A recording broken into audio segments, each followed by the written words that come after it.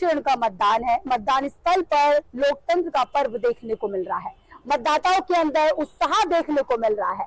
चलिए बात करते हैं लोगों से। तो इस वक्त मैं मौजूद हूँ गाजियाबाद में और बात करेंगे जनता से कि अब की बार वो किसको अपने लोकप्रिय सांसद बनाना चाहते हैं।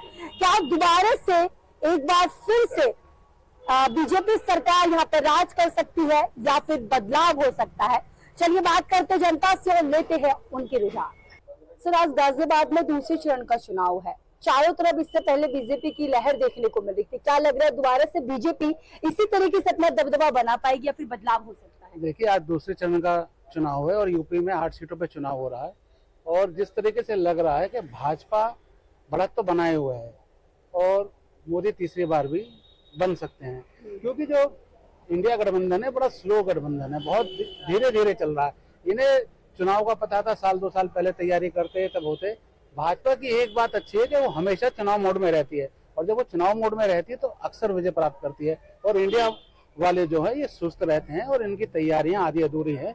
अगर डोली शर्मा ढंग से चुनाव लड़ती तो जीत सकती थी, लेकिन उनका चुनाव का तंत्र और सारी व्यवस्थाएं ढिलमिल रही। ये तो सौभाग्य कहिए कि जाटा वोट और मुस्लिम वोट सपा को मिल रहा है, तो हार का अंतर कुछ कम हो सकता है। सर, ये देखने को लग रहा है कि शायद अतुल गर्ग जी का वोट कट सकता है, क्योंकि इससे पहले जब वो स्वास्थ्य मंत्री थे उन्होंने किसी भी तरीके का विकास काम नहीं करवाया था, इसलिए जनता उनसे नाखुश नजर आ रही है। देखिए, अतुल जी ने जब स्वास्थ्य मंत्री थे उसके बाद भी वो विधायक बने। भाजपा यहाँ पर भाजपा का गढ़ है गाजियाबाद और 29 लाख मतदाता हैं, जिसमें से 15 लाख मतदाता वोट देते हैं और भाजपा का यहाँ पे पूरा गढ़ है। खोड़ा हो, इंदिरापुरम हो, इसके अंदर एक एक फ्लैट के अंदर हजारों लोग रहते हैं, एक एक सोसाइटी के अंदर। तो मुझे नहीं लगता कि अतुल जी कोई हार का मुंह देख पाएंगे। लेकिन जनता का रुझान देखने को लग रहा है कि अब की बार वो बदलाव चाहती है। जनता बिल्कुल बदलाव जाती है, लेकिन आप देख रहे होंगे कि जनता माइक पे बोलने को तैयार नहीं है। बदलाव किस तरीके से चाहती है? जब खुल के नहीं बोलेगी, क्रांति नहीं आएगी, तब तक मोदी जी को कोई हरा नहीं सकता। तो आपके कहने का मतलब है कि सामने से कुछ और पीछे कुछ और जनता करके दिखाएगी? देखिए, जनता की बात जहाँ तक करी जाए, जनता खुल के सामने नहीं आ रही है, क्योंकि उन्हें लगता है कि मोदी जी दोबारा तो बन चुके और तीसरी बार बनेंगे और पूर्ण बहुमत से उनकी सरकार बनेगी।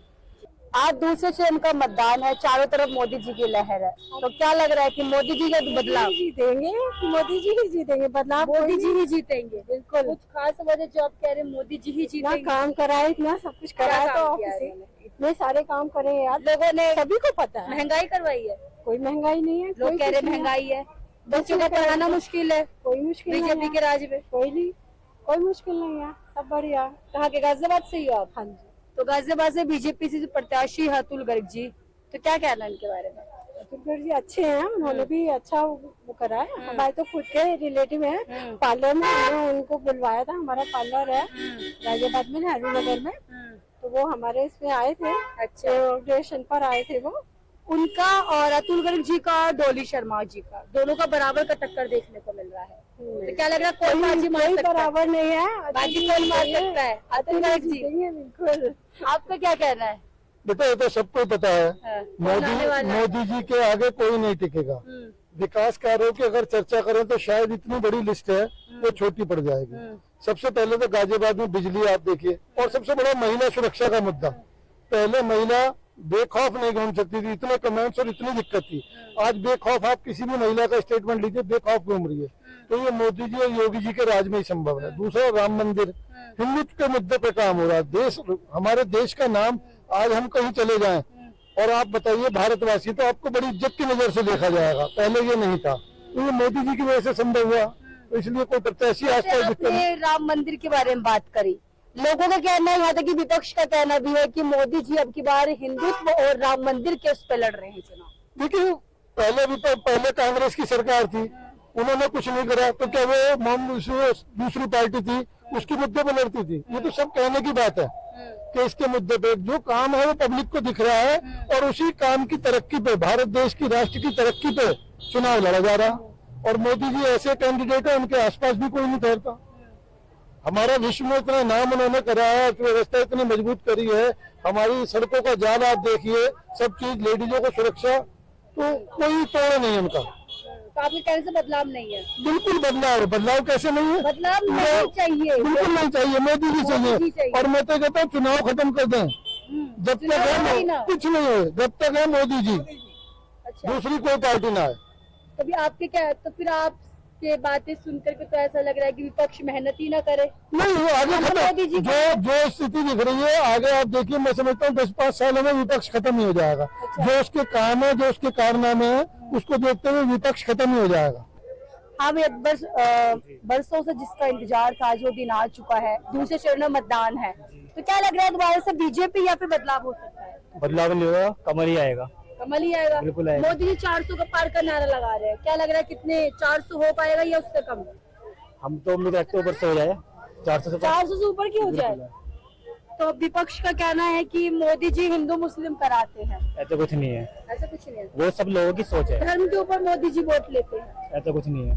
विपक्ष के बारे में क्या कुछ कहना है? अल्लाह राम सब एक ही है, सिर्फ लोगों ने बंटवारा कर दिया है। बंटवारा कर रखा है लोगों ने या फिर विपक्ष ने? लोगों ने कर रखा है, लोगों ने कर रखा है। बिल्कुल कर रखा है। तो मतलब फिर से कमल है? कमल है। आपका क्या कहना है? कमल ही आएगा जी। कमल ये बदलाव नहीं चाहिए? नहीं तो कमल। कमल कमल ही। कमल है। आपका क्या कहना है? कांग्रेस। कांग्रेस?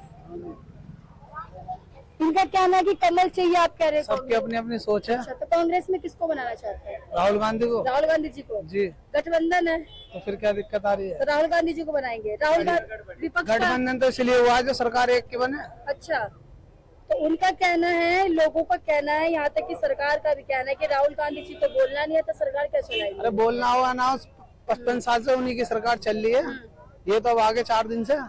कौन? मोदी? और क्या, पहले से तो उन्हीं की सरकार चल रही है 55 साल से। हाँ। तो उन्हें सरकार चलानी आती है, जब तक उन्हें जिताना चाह रहे दोबारा। महंगाई इतनी कर दी, 400 रुपए का सिलेंडर 1100-1200 रुपए में मिल रहा। बताओ। अच्छा, मानते हैं कि मोदी की राज में महंगाई है? वो तो है ही, मानते क्या, सबको दिखाई दे रहा। ऐसी कौन सी चीज है उस पर डबल रेट नहीं हुआ? पेट्रोल बढ़ गया, डीजल बढ़ गया, तेल बढ़ गया, गैस बढ़ गया। क्या चीज है? बेरोजगारी इतनी हद से ज्यादा। बताओ।